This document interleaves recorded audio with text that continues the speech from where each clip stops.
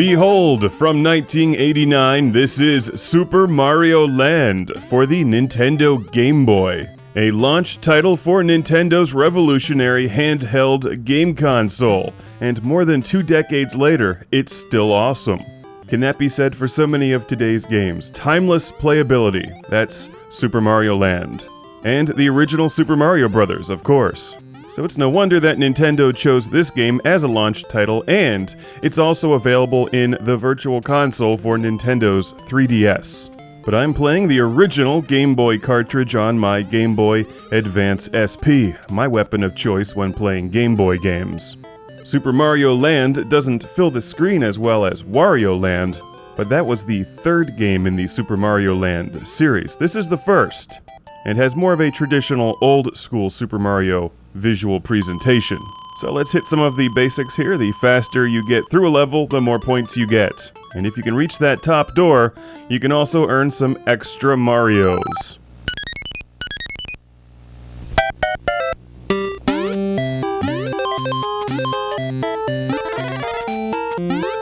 The Game Boy Advance SP adds a bit of color to Super Mario Land, but originally this was intended to be played on the black and white Game Boy. So it's not the most exciting game visually, but it is a solid action platformer, with excellent controls that work exactly as they should. And even though this is not my genre of choice, because I'm just awful at them, I know a good one when I see it, and this is a good one.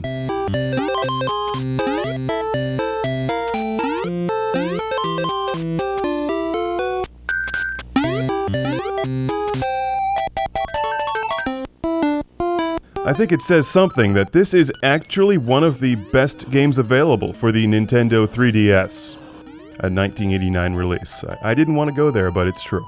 It's an affordable re-release, but the Game Boy cartridge itself is also extremely easy to find because there were a lot of these sold.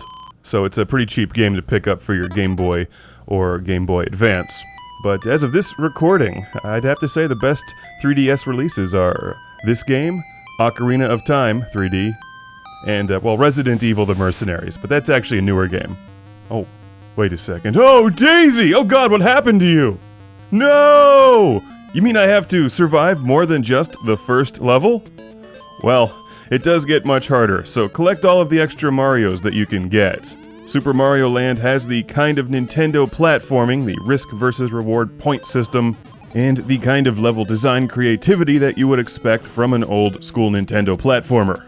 Now, if only there were a Nintendo game where Mario drives something, then I would be better at it. Mario driving. That's a great idea. I should propose that to Nintendo. I'll bet they haven't thought of that yet.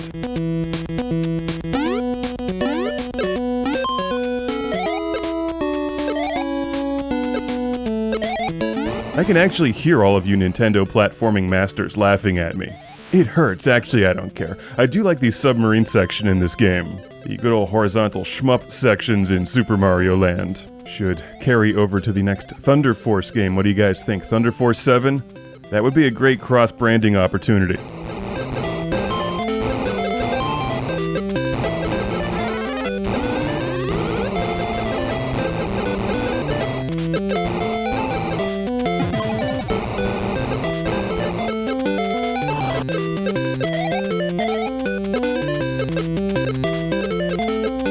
I just want to take this opportunity to point out the animation on the propeller.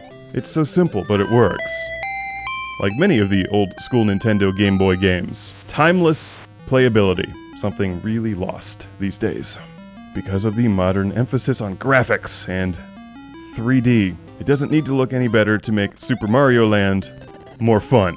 Or other classics like Dr. Mario on the Game Boy or Excitebike. Stick figures in black and white still kick ass today. And Super Mario Land still kicks ass in the year 2084, which is when I'm recording this. Surrounded by robots and brain people. Pick this one up for your 3DS or old school Game Boy collection. I don't think you'll be disappointed, especially if you enjoy Nintendo platforming. It's Super Mario Land from 1989.